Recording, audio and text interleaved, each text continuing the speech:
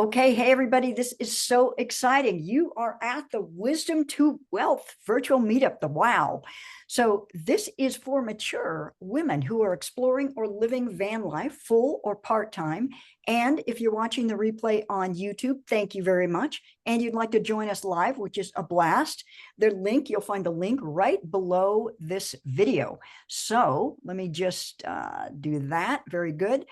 And so I would love to hear from those of you who are attending live. And of course, you can comment under the YouTube video too. What is something that you are enjoying about WOW? Please share in the chat. What's something you are enjoying about the Wisdom on Wheels? And I'm going to keep talking while you're putting that in there. So sorry about the multitasking. So every day there's a prize for every woman who did the action steps from the session before this one. So yesterday we met Ellen Vig about power.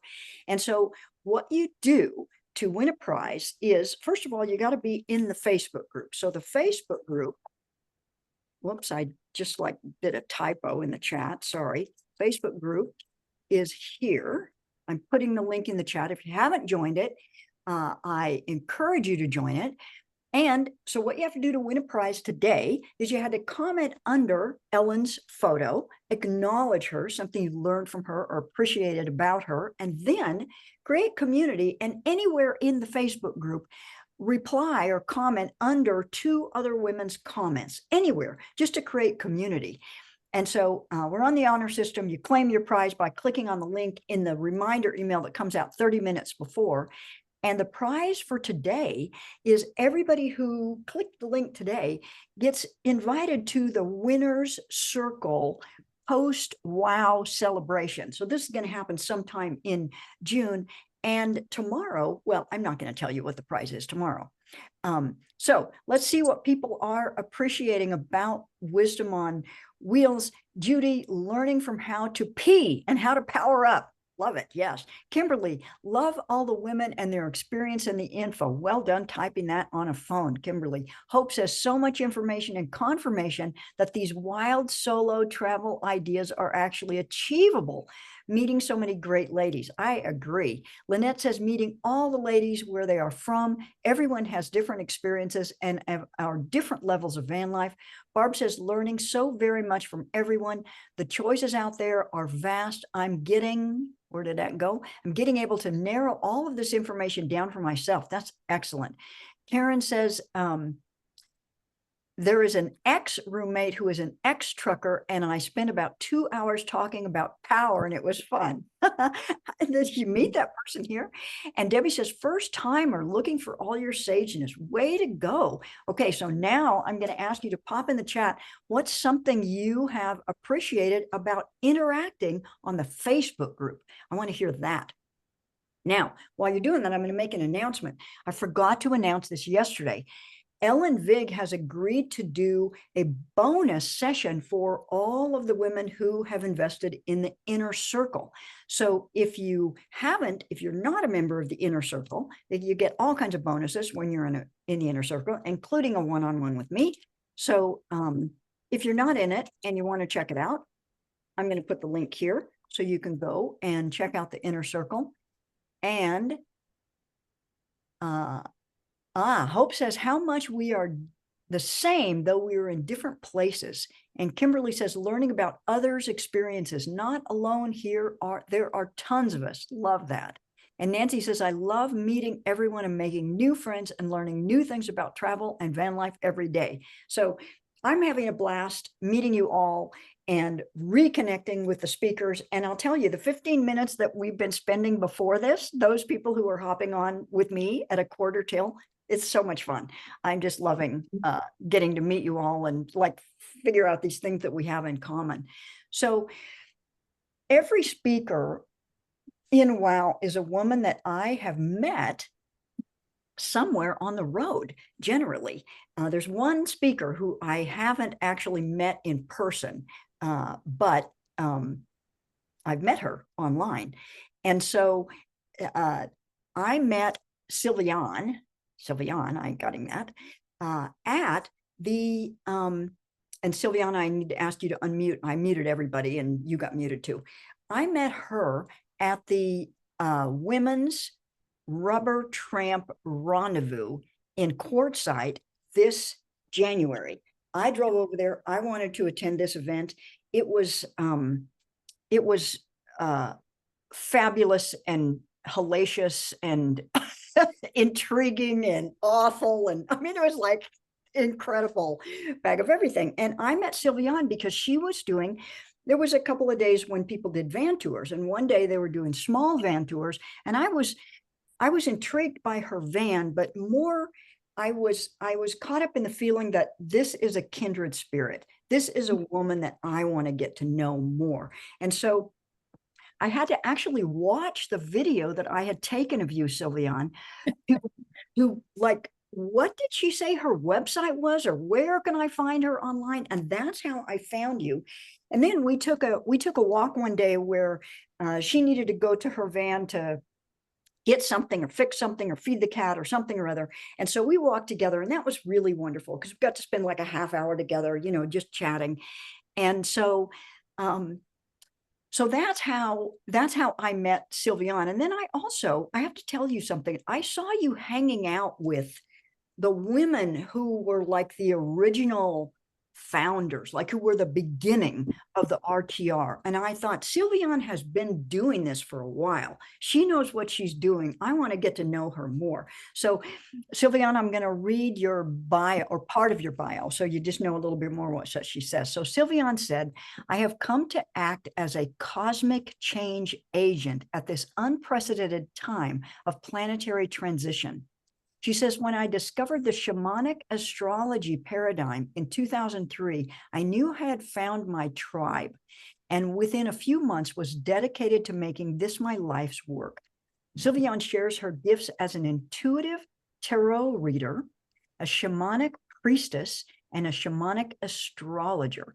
And she makes these very cool journals, artistic journal. I don't know. I know she has a specific name for them, but she showed me some of them. They're very cool. So welcome, Silvianne.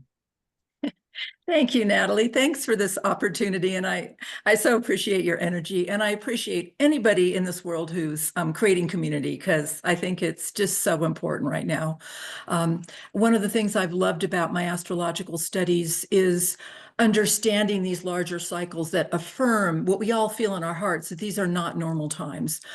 We are at the beginning and ending of a 26,000-year cycle, and everything's falling apart.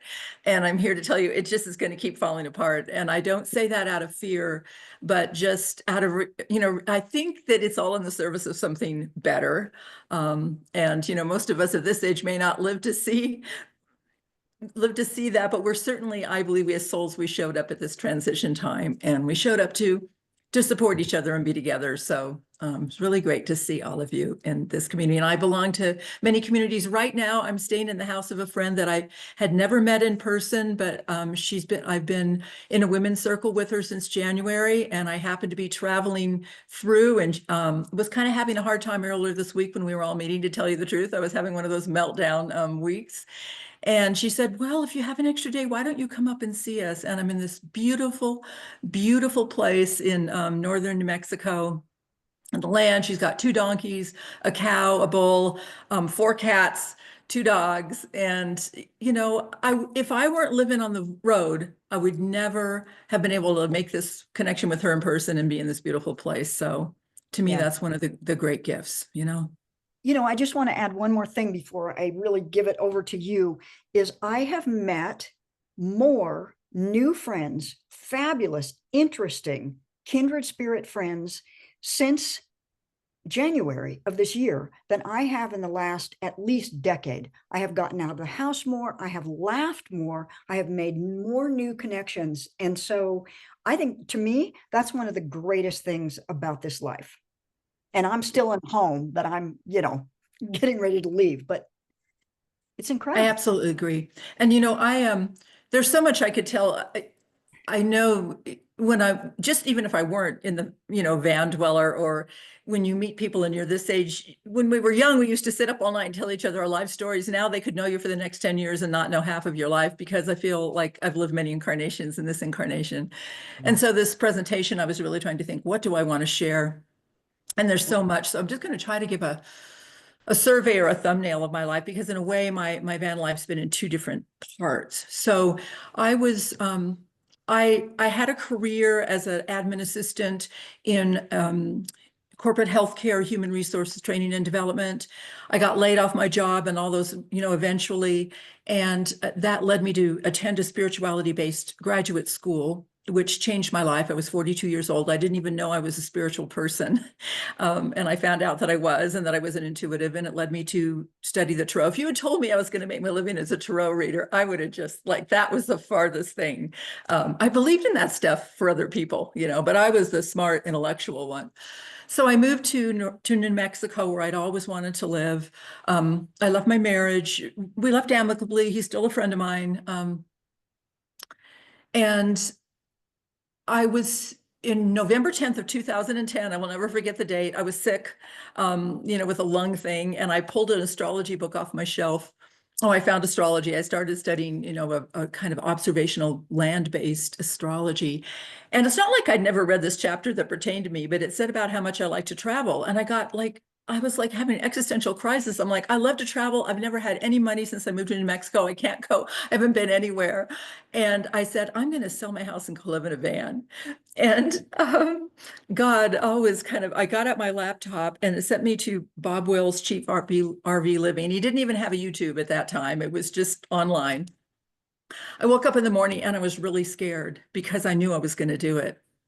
And I put my house up for sale, and the real estate agent was a friend of mine. And she said, now, she was like, all my friends there, I lived in this hippie artist town in northern New Mexico, and they'd all lived in vans when they were 19, I was straight. I was a straight shooter. I was not a hippie type. And they were all patting me on the head. I could tell they were thinking, well, just humor her. She'll get over this. Kind of been there, done that. But no. And the house did not sell. It was after the crash, and I wasn't upside down in it, so I wasn't going to give it away. And so I had a lot of time to get rid of my stuff. And I know those of you who've done this or made the transition know that's really kind of the hardest thing in a way. And I was determined not to pay for storage. So I eventually got this van, and I saw it on Craigslist. And when I went up to visit it in Taos, it was so much older and bigger in person than had been online. I was like, oh, what am I thinking? I mean, I drove little Toyotas most of my life. This thing was a 1990 Ford E350 high top. I mean, the thing was a beast. I had it in my driveway, and I'd be afraid to drive it. Through a series of circumstances, my car was stolen, and I know that as soon as I couldn't even cry, as soon as I realized it, I said, oh, God's trying to get me in that van. I had the choice, was I going to take the insurance money and put it into another vehicle, or put it into the van? And I did. I put it into the van. And in November 2013, I went on the road. I wasn't able to sell my house, but it turned out I thought I had to sell the house to have the money to go on the road. But I ended up renting out my little miner's cabin and going on the road. And I was 61 at the time. I wasn't old enough to get my Social Security. So I signed up for a job as an Amazon warehouse slave. It's the Amazon hell, as I like to call it now. Now, I don't mean to be negative. I'm very grateful to them, that opportunity. I had just about enough money in gas to get to Fernley, Nevada, and I knew I was going to have my rent paid when I got there.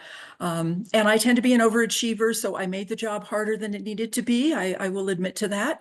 But we survived it. We got through the season. And I say we because I had a cat. And everybody said, what are you going to do with the cat? I said, well, she's coming with me, of course, which she did. And she's still with me. She's 14 now. So she has lived well over half her life in a van. And she's doing great. So that was my first life my first van life was in this large van. And in 2018, I finally sold the house. So then I went full time. And one of the things I want to share with people is, don't do what I did. I kept beating up on myself. Well, I'm not really a full-timer, as if there's categories somewhere up there that God is making, or some authority, and we live with them or we don't, full-timer, part-timer, who cares? It's, we're all living our life and having the experience we're having. So then when I sold the van, I thought, okay. And when I sold the house in 2018, after I've been doing this for 5 years, mind you, I thought, okay, now I'm a full-timer. But And that was great. That was a great year. So I had a little more money because I had sold the, my van, I always called it, it wasn't a conversion van, it was adaptation van. I am not a build person, okay? Hammers, nails, that kind of thing. Not really. I bought my ex, who is a carpenter, helped me take the seats out of the van. My van it had been sent right from the factory to a place to make it into a senior citizen transport van in Holbrook, Arizona. That was its first life. So we took the seats out, except for two little jump seats that I left, and I took the wheelchair lift out. So I had these big double doors where the wheelchair was. I bought a $20 cabinet at Restore. I admit it shamefacedly now, it wasn't even bolted in when I first started on the road. If I'd been in an accident, oh my God, would have been the end of us. I met this young man on the road who just could do everything, and he was so sweet. He said, no, we're going to bolt that thing in for you. So we went to the hardware store and we bolted it in. But that was my build. Oh, and my ex built a bed platform over the wheel wells for me. And I had a single bed.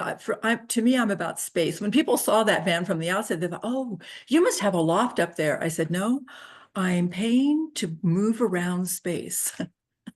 And, I could do yoga in that thing. It was great. I loved my van, but it was a 1990. It was 25 years old when I started out. And it became a money pit. I kept a spreadsheet. I gave up at $35,000. I mean, I could have bought myself a brand new Sprinter, but of course I didn't have $35,000 at the time. This all happened over increments. I worked as a camp host for 2 years in the San Bernardino Mountains. That was a great experience. It was a small campground, so I got to do everything, everything from meeting people, checking them in, cleaned a lot of toilets. I was responsible for 9 pit toilets that we cleaned, that we had to check at least 3 times a day. So you can't be squeamish, but I was using the bathroom because I didn't have a toilet. I didn't have a sink. I'm a no frills kind of girl. Like, to me, and I'm not saying that's right or wrong, and that's what I've learned in this life. There is no right answer. It's whatever your comfort zone is. For me, I don't like having to maintain a bunch of stuff, so I can live pretty simply. So then forwarding to 2020, that date, I'm sure has a resonance with everybody. I was out in the wilds of Nevada. I still considered New Mexico my little town, my home base, even though I didn't have a house there anymore. I got COVID in March of 2020, and I don't have good lungs to begin with. I've had pneumonia twice in my life before that. And by the time I realized how sick I was too sick to even drive back to New Mexico. And I think it saved me, really, because, the land told me, it said, you're in the right place, we will heal you. And I did nothing for 4 weeks, but just everything I did, everything I took in, everything I ate, mind, body, spirit, I was working on healing myself.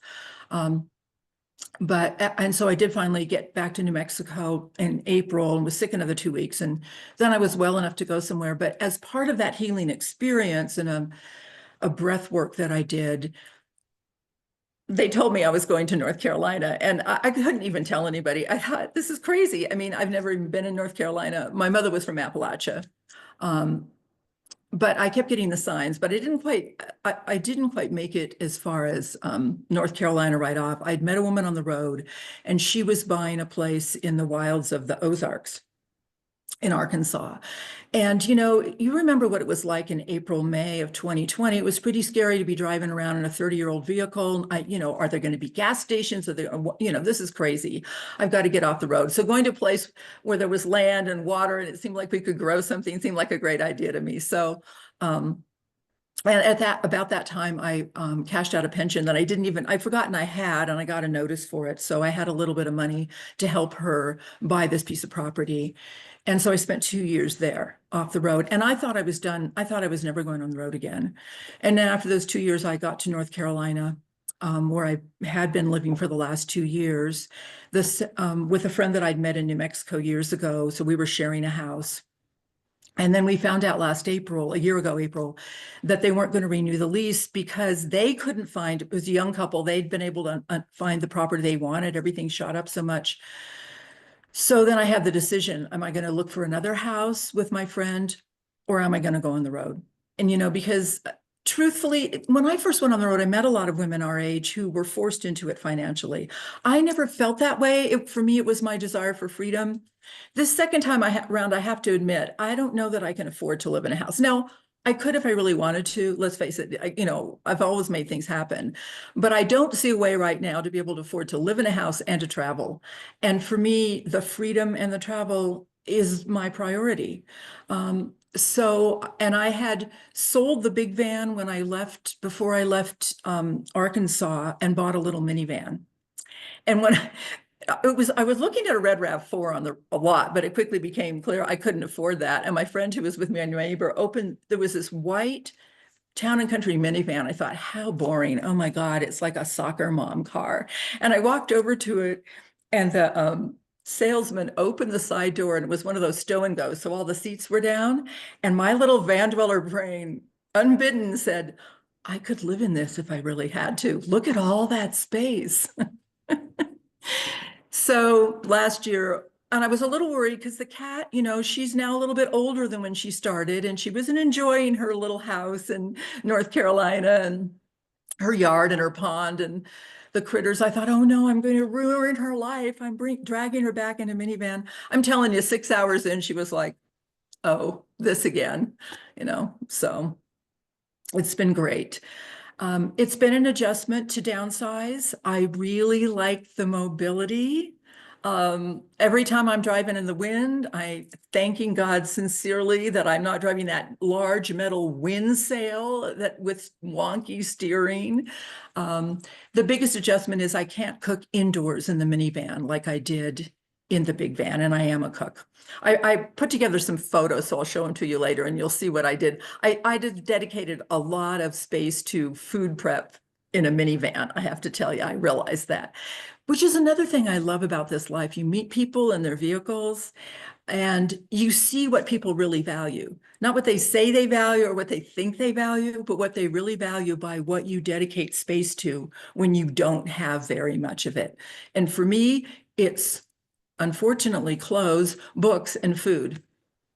So yeah, that's my And life. art supplies. Oh, and art supplies. Yes, thank you for the art. So when I was in Arkansas and had all that space and time, I actually had a whole room that I could call an art studio.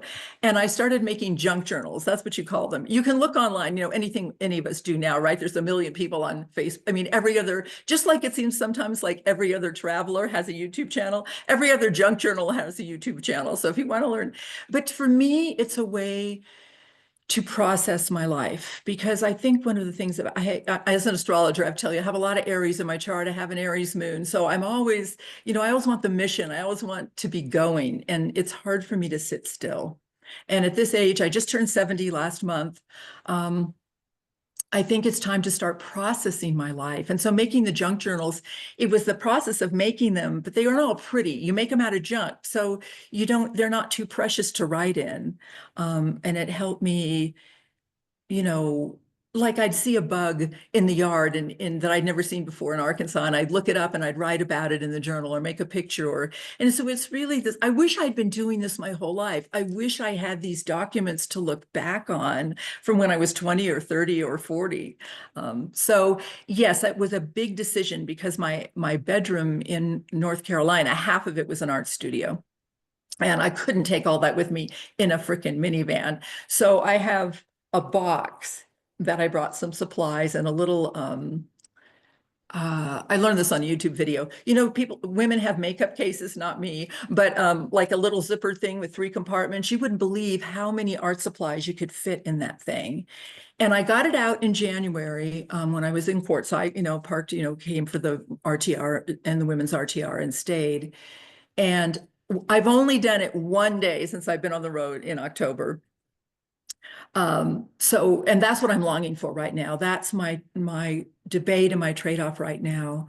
I'm on my way back to North Carolina. I do have storage this time. I broke down and have a storage, so I want to revisit that, trade out things. And a friend of mine is going to Scotland, and I'm going to be able to stay in her house for several weeks while she's gone. And so I'm really looking forward to getting out the art supplies. I also do work on the road. I'm working for my astrology organization that I learned astrology from. And that has been another one of my biggest challenges. And I knew it would be when I went on the road in October, is getting signal to run the Zoom meetings that I have to run. Like the places that I'm very happy camping up in the mountains that are free or low cost don't tend to have signal.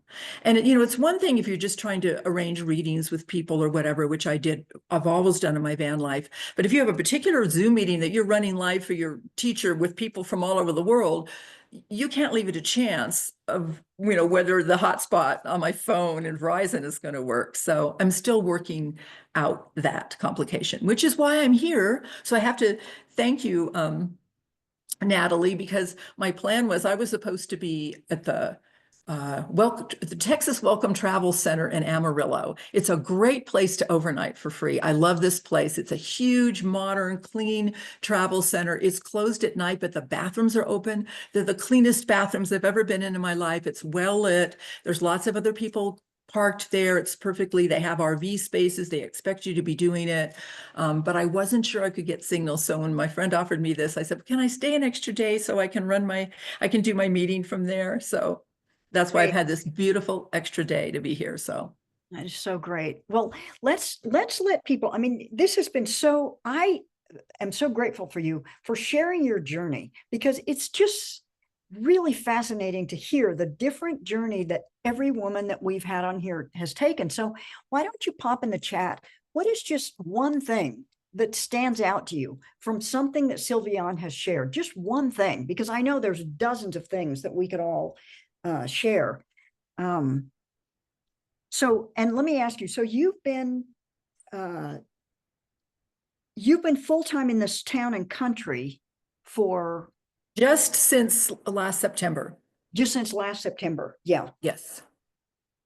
Well, I think it's really fascinating how you've gone back and forth between, living full-time, living part-time, traveling, now you're in a house for a while. I think it's helpful for me to hear that. Hope says follows her spirit. Sharon says love the astrology. Danny says I love journaling and have been for years. Sue stopped at 4 Joannes today in Nebraska and Iowa. So you have a kindred spirit in the, grab that Joannes while you can. Yeah, different Sue says, love that you make space for art. Danny says humble and the courage to do it. I also love that you've been traveling with your cat for all of these years. And I met your cat, seemed totally happy to be in that van.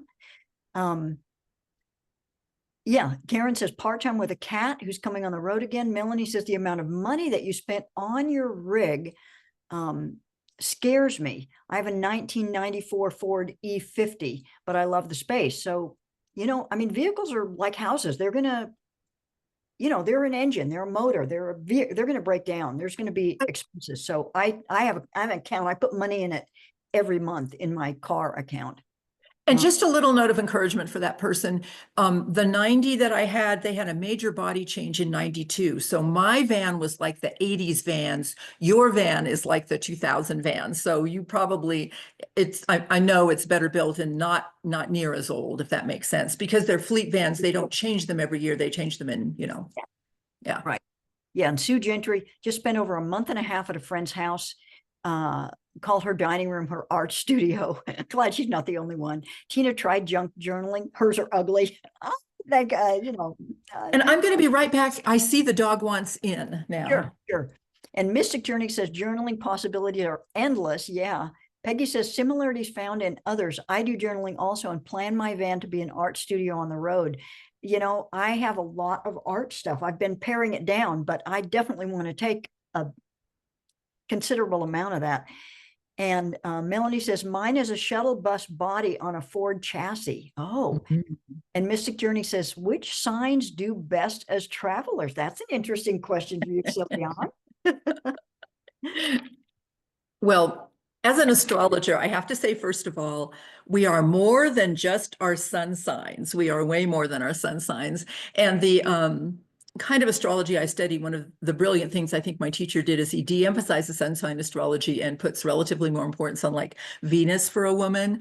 And I did offer as my freebie for this, if people want a little mini reading, I can't do a whole reading, but I can just do like your moon and your Venus, Oh which my are God. like, so the moon is like what you come in with. And I Yeah. have an Aries moon, as I said. So anybody with a fire moon, most of my friends have fire moons. I found, Leo, Sagittarius, obviously a fire moon. Our moons are innate to us, is what we come in with. It's not necessarily what we're supposed to be doing in this lifetime. I'm trying to calm down the Aries and get more into the Pisces, which is that spirit part of me. But yeah, certainly the independent fire moons. The Capricorns, I know a lot of people with a lot of Capricorn in their charts because they're practical. I always say I'm the least practical person I know that lives in a van, but I'm really good. God sent me to Bob's site, and I'm good at researching and learning from what other people's mistakes more than pioneering my own stuff. Silvianne, do you have that link available? Do you want to pop it in the chat now so that people can sign up for that? And then we'll do it again. That's an excellent question. Here, let me see. I queued up something here. Where is it? You might have given it to me somewhere too. And so you could think keep I did, but I can look for it. Here, no, I got it right here. I'm just going to put it in the chat. I can do this, man. I'm swift. You Okay. can do this, yeah. It's just a little you still have to either email me or text me or call me, but that information is on the little flyer that I just sent the All right. link. So you get that link. It's a Canva. I just you can make little free websites on Canva. I just found out. I just learned about Canva because of my job. So it's been very fun. Okay, so I know your official topic today is on getting organized and less is more. And I'm happy to, you can talk about anything you want to, Silvianne, because there's a lot of people putting their sun signs in the chat. And, I'm like a Pisces Aries, similar to you, maybe. I don't know what that, but anyway. Oh, really? Oh, so we have that in common. That's interesting. Yeah, I see somebody asking if an Aquarius is van capable. Aquarius can certainly thinks outside the box and wants to go do something new and different. So Virgo's an earth sign. Any earth sign, of course, is going to be. Now for Virgo, it's a challenge because Virgo's like neatness and order. And, my best friend, who I just spent 2 months with in Southern California, another great gift. She's been my best friend for over 50 years, since we were in high school. She has no desire to live in a van. She's a double Virgo, but her house is like my little sanctuary. And oddly enough, her other best friend in life, this guy that she met doing Reiki, who she's known forever, he's living in his vehicle in San Diego County, which is quite an accomplishment, actually, stealth, kind of under the radar. So we laugh because she's got these two vagabonds that she's creating this home for, so. And, I was thinking about it. We can talk about less is more. I always say I'm not a minimalist. I'm not. I don't believe in minimalism. There was this ecologist once who was giving us talk, and he said, I don't believe in sustainability. And there was a gasp from the audience. He said, nature is not sustainable. Nature is abundant. You plant a seed and grow a watermelon, and you get hundreds of watermelon seeds, right? So it's not so much that I'm a minimalist, but I knew, especially when I made the transition to a minivan, I knew if that thing was stuffed full of stuff, I would be very unhappy. So I just, it's easy to accumulate things, especially again, clothes and books and art supplies. But it's learning that there's always more. And if I only have 2 dresses, but I really like both of them a whole lot, I'm happy to wear the same thing 6 days in a row. I truly am. So it's a matter of, but yet I have things that aren't minimalist. I have 3 bags of astrology books for research, and I don't want to read online. I mean, I do read some stuff online, but I want the books. And so I'm willing to sleep around them, literally. Well, Yeah. one of the things I remember about your van is that you had, first of all, it looked very artistic and like bohemian to me. It was like this artistic bohemian space, and it didn't look Zen, bare bones at all. You had a lot of stuff, but you had it very neatly tucked in places that I could tell it knew exactly where it lived, and you always kept stuff there. I mean, Yeah, you have some images to show because I do. You should, can we do that now? Let's see. here Do I you have are. permission or do you have to give it to I don't me? know. Try it and let's see. Looks like you Oh, can. look at that. Okay, that's a little flyer I sent you the Now let me make sure. Let me take us off of Spotlight. So I just want to make sure people are seeing this. okay, I gotta find the thing. Oh, here we go. Are people seeing it? Because I'm seeing it and it says you are screen Hey, a thumbs sharing. up. Can you no? So you need to go in the upper right hand corner of and Yeah. view and change the view. Whatever you've got, you need to go to something else so you can see what she's showing. Oh, that was so tall. Yeah, I'm telling you, driving into the wind took a lot of courage. That was when I was most afraid. So I don't know. I'm doing what I usually do when I screen share, but you all can't see it. No, they can, some people can see it. So enough people Oh, okay. know it's possible to see it. You just need to change the view if you can't see it. Yeah. Okay. I wanted to put this quote first because to my mind, from Bill Bryson, to my mind, the greatest reward and luxury of travel is to be able to experience everyday things as if for the first time, to be in a position in which almost nothing is so familiar, it is taken for granted. And you know, I've come to know myself that I've always loved travel, even before I became a van dweller. And I really think that's why I love it. Life seems simpler. It isn't that life is simpler, it's that it takes me out of my regular life and puts you in a place like you're in a foreign country or wherever it is you are, and you see things with new eyes. I have come to determine that for me, regular life in a house with all its luxuries is an addiction. I'm an addictive personality. You know, I fall too easily into it. Whereas when I'm living in a van, even the big van, much less the minivan, just like, I don't know, if you just make a couple meals for yourself and clean up after them and maybe get yourself cleaned up, you feel like you've accomplished something. I mean, everything is so much harder and takes so much more time, but there's a gift to that. And just to and I wanted to be closer to the outdoors. I mean, if you're living in a van, you know what the temperature is outside, even if you have your van somewhat temperature controlled. So for me, that's the greatest gift. And the other gifts all stem from, many of the other gifts stem from that. So this is my minivan. This is, well, we're going to start backwards here. We're going to start with the future and then we'll go. I'll show you the big van in a minute. So So this is me. your current Hmm? van. Pardon? This is your current van. This is my current van, the 2010 Town and Country, the queen of the minivans. This is the inside. So I got, and I have these fans, you know, I have, in some ways, my life is more comfortable than when I was in the big van, you know, starting 10 years ago, because the technology of all this stuff has improved so much. These are little USB rechargeable vans. This is my Yeti cooler that I had from the first life. If I had it to do over again, I might decide to invest in more power so I could actually have an electric, you know, the electric coolers have come down so much in price, and I would get for a smaller footprint, I would get the same cubic feet of storage of food and I wouldn't have to deal with the ice, but I had the Yeti. So this is my kitchen. So you see, I've got my little folding, you know, Walmart table there. I put it out next to the side of the van. That's my camp stove, my 2-burner Coleman. I have the same pots and pans I had in the big van. They all fit in here. Squished in here, you can't see, is my cast iron skillet. I cannot live without a cast iron skillet. And this is my spice rack. The drawers pull out. You don't even have to move the thing. The drawers just pull out and rest on the bumper, and you have all your spices there. And this is my tea caddy. I saw from watching YouTube videos, everybody has like their coffee thing or their tea thing, depending on what our addiction is. So that's my whole tea thing there. This is the cat.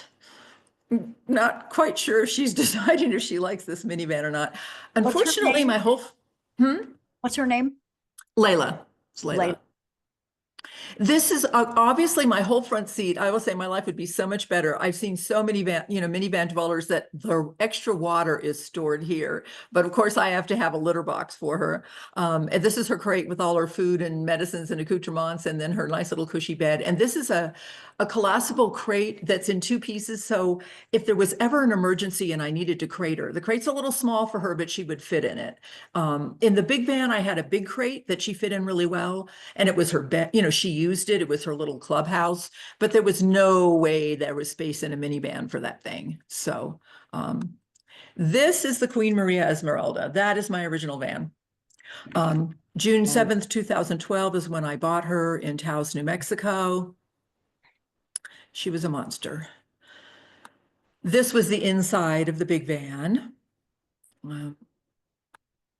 This was the one of my the second year, my winter at the Rubber Tramp Rendezvous, which you mentioned, Natalie.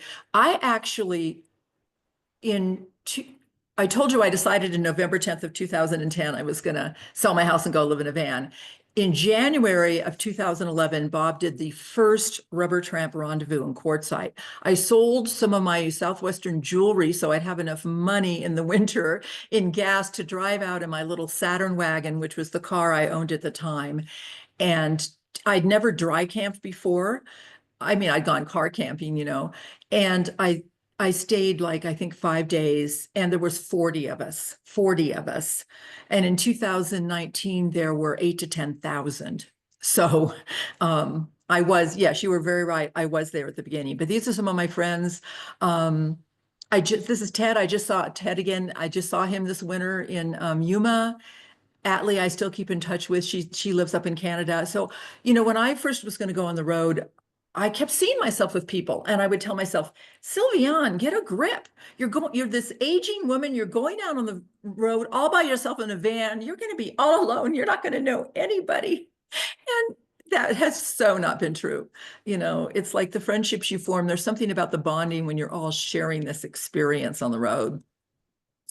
This is the first year camp hosting. I was camp hosting with Linda May. That's her little squeeze in. If any of you have seen the movie Nomadland, that is Linda May from Nomadland. I always laugh and I say in that movie, Frances McDormand was playing me in the first part of the movie when she was up there camp hosting with Linda May, because I did camp host with Linda May.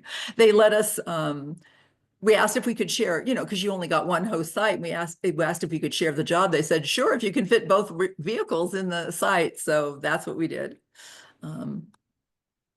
This is what I was getting after a whole summer of camp hosting. I was getting ready to go on the road again. I had to tear the whole thing apart to put it back together. So just to show you that my van doesn't always look as neat as in the days I take the picture.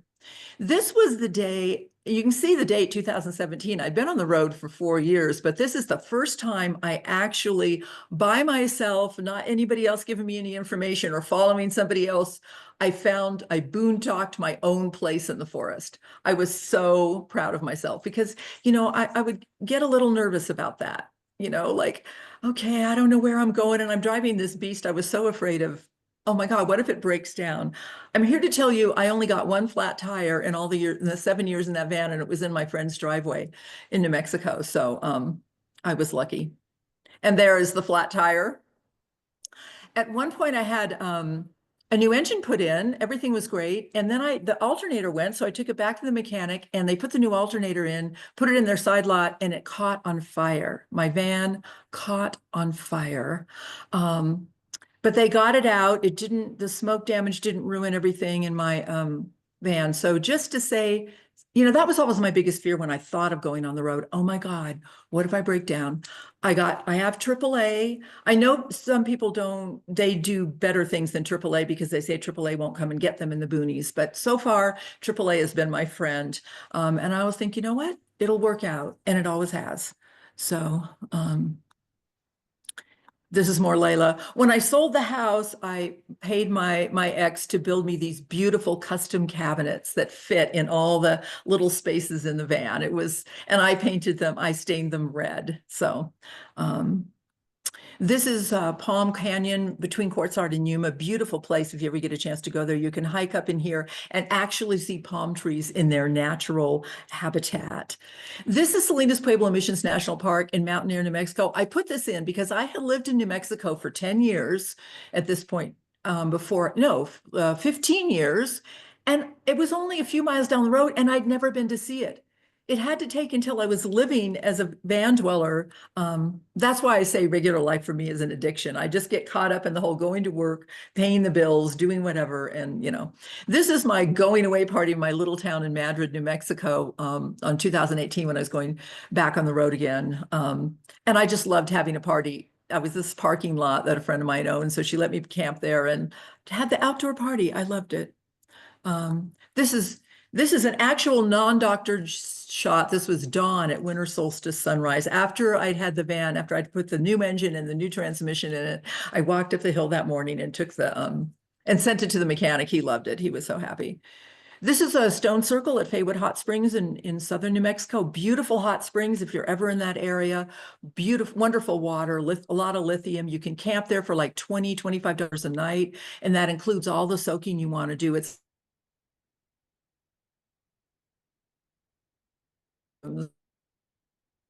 place to be. And my teacher and the former owner built this stone circle at the top of the hill, and you can walk up there and see it. So this, when I went back that year that I was in Arkansas and thought I was off the road, 2020, I got a spiritual message. I'm going to confess here, I did a mushroom journey. It was my one and only hallucinatory journey of my entire life, in 60 something. And the mushroom people told me, you know what, if there was something I'm always looking for the mission. If there was something you were supposed to do with your life, you probably did it on February 7th of 1968, or it's still waiting for you in the future. Meantime, just go do what you want. So he said, you know what, I don't want to be in Arkansas, be a farmer. I want to go on the road. So I went back on the road, and this is the sunset that greeted me. And this is, again, is non-doctored. It was even more beautiful in person. It's the most incredible sunset I ever saw in my life. There's Layla, and you can see that I was always making different iterations of the van. Oops, I didn't mean to do that. But anyway, that's Layla in the van. Clothing? Is that your clothing hanging there? Oh, yes. So everybody who knew me in Madrid said, oh, right, you're going to go live in a van. What are you going to do with your clothes? Well, because it had been a transport van, it had one of those big steel bars all along the edge. And I hung my clothes on it. So they hung over my feet, which was insulation, right? I mean, what did I care if there was clothes hanging over my feet? So yes, and they also, because I believe in colors, they served as decoration. Oh, shoot. But now I hit something. What happened? Honestly, Silvianne, okay. What did I do? Well, I got out of the view I was in. Here, let's say view. No, slideshow. There we go. Not the elegant way, but it worked. Oh, these are just some shots from Nomadland.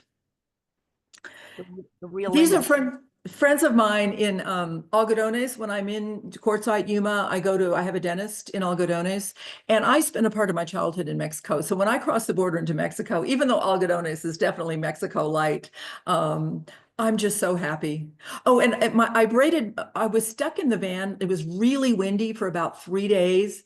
Never bore an Aries, I braided my own hair. That's what the hair braiding thing was there. But anyway, and then this October, when I left North Carolina, only in my world is West Virginia and Virginia on the way from North Carolina to Quartzite. But at any rate, I took a trip to visit on Find a Grave. I'd able to find my mother's 9 generations back.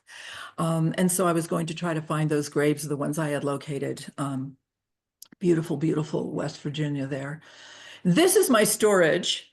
I wanted a 10 by 5, but the guy gave me a deal on a 10 by 10 that was like the same, only $25 more, and it's climate controlled and whatever. So it looks I wish they would let me just go and do artwork when I'm there in North Carolina, but they kind of frown on you just hanging out in your storage space. But I have just enough I could totally furnish a studio apartment.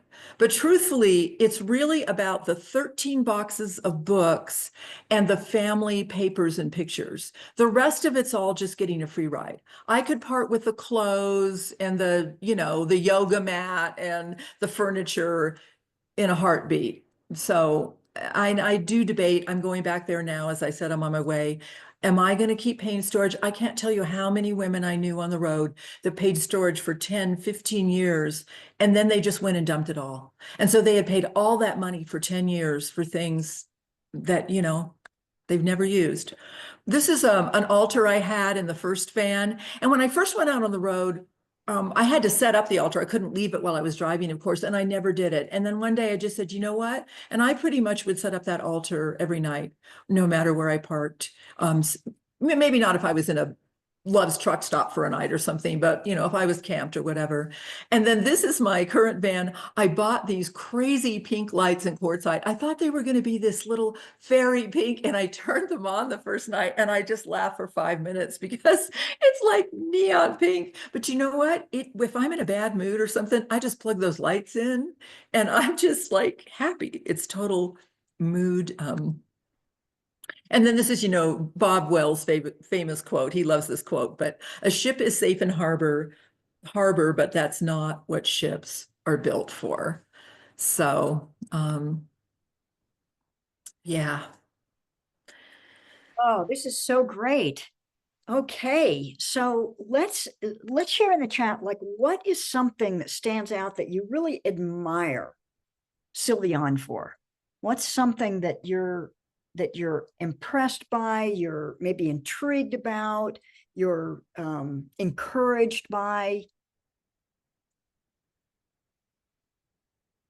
I love your sense of beauty, Silvianne.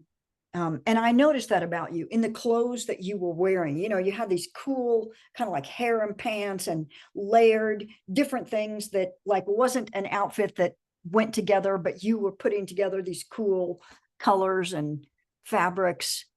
Really neat. Well, I do have, my sun is in Taurus and my midheaven is Taurus, and Taurus is a great lover of beauty and aesthetics. So, yeah. And what is your sun again?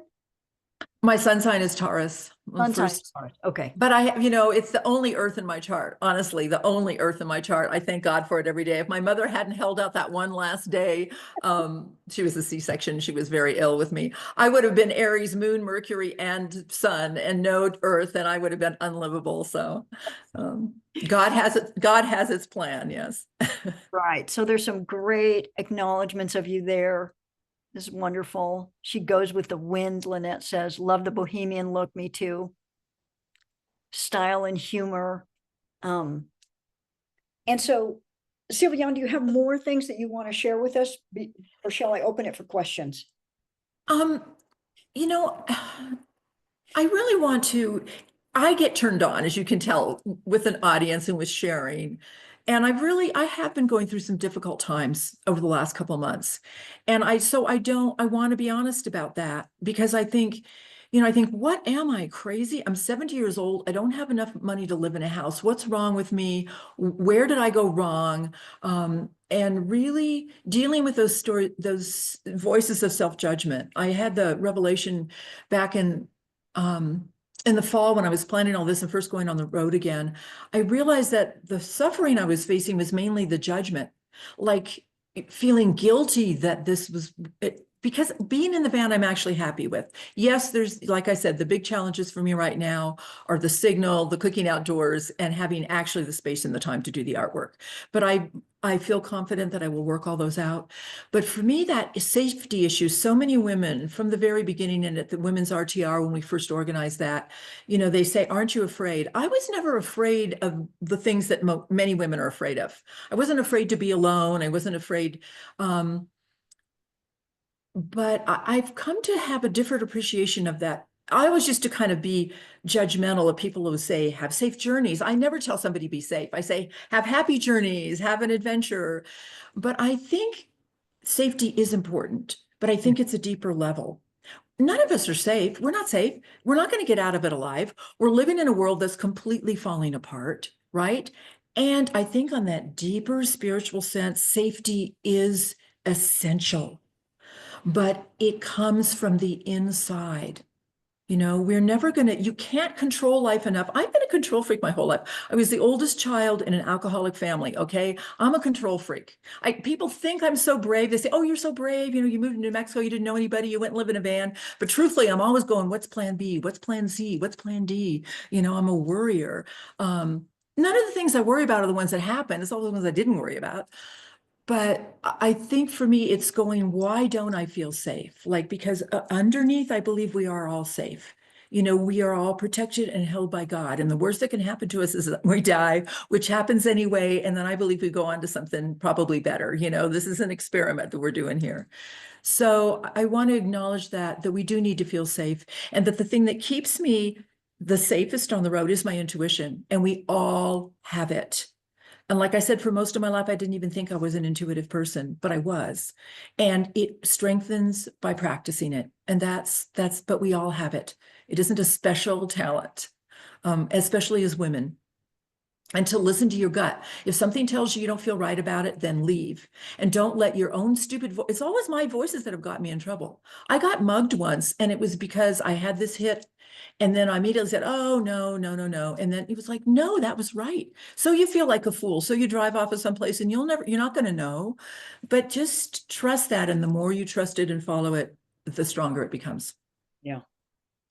Well, I really appreciate you sharing that, the stuff about the inner voice and saying what's wrong with you, you can't afford to live in a house. And I would just like to know, like, can you resonate with that? Does that maybe, strike a chord with you? Because I part of the reason that I want to live in a van and sell my house is because I don't want the burden of having to make enough money to support a house as well as adventure and all that kind of thing. So, I know that I could easily get to the point where I'm not making enough money to live in a house.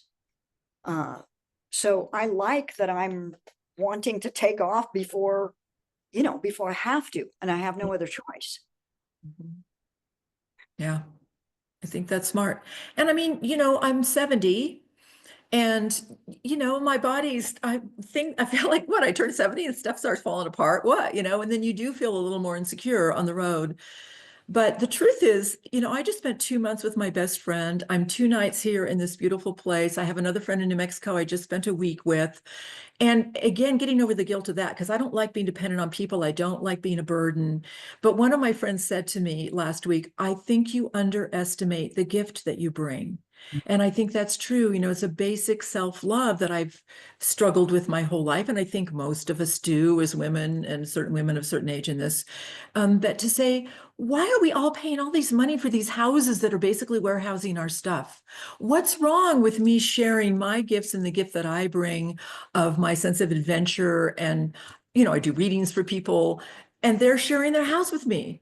I was always happy to have people to come to my house. Like, it's the world that we're going to, that Aquarian working together. So yeah.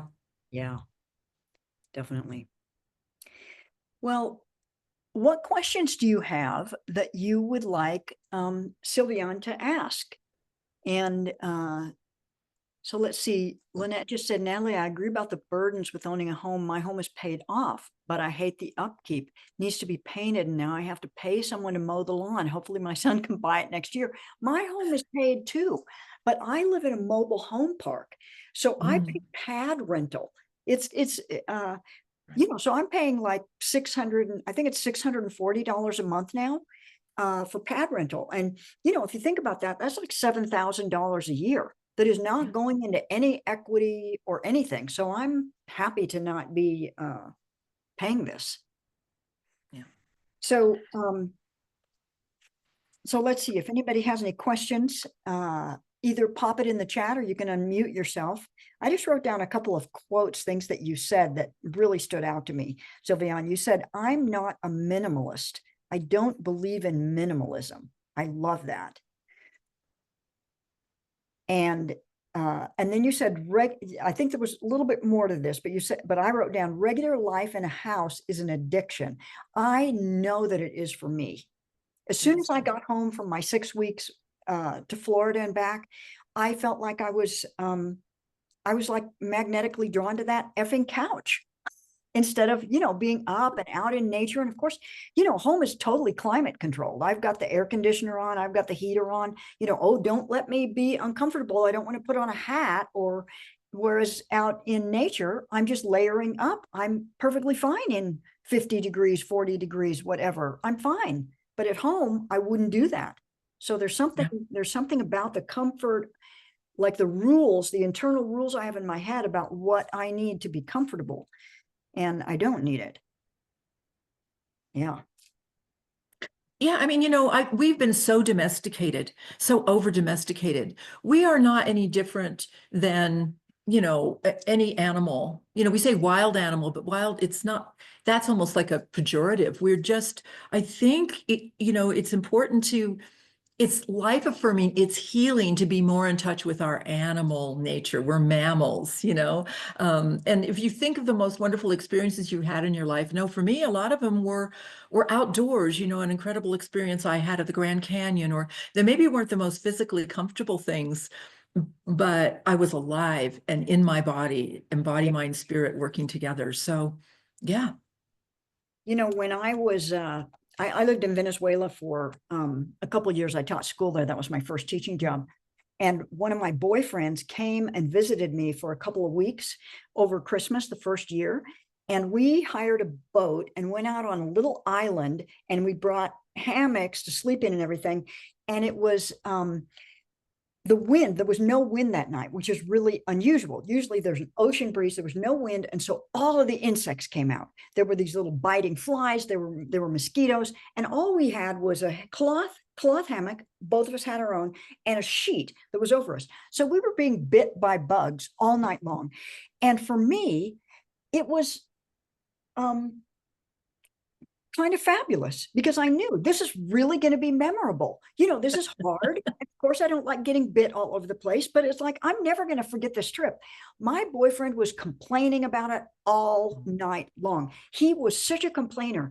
And then in the morning, we went, and the boat was coming back to get us at like 10 a.m. or something. We went in the water, and we were in the water. And whenever the bugs would get us, we'd dip down underneath and come back up. And again, I thought, this is kind of hilarious. I'm just going to remember this forever. And he was just grumbling, oh my God, I hate this Venezuela place, all this kind of stuff. So it's really an attitude. It's your perspective of whether you're going to allow yourself to enjoy something or be miserable about it. Quotes ever is supposedly Abraham Lincoln said, most people are about as happy as they make their minds up to be. That's a really good quote. Yeah. Yeah.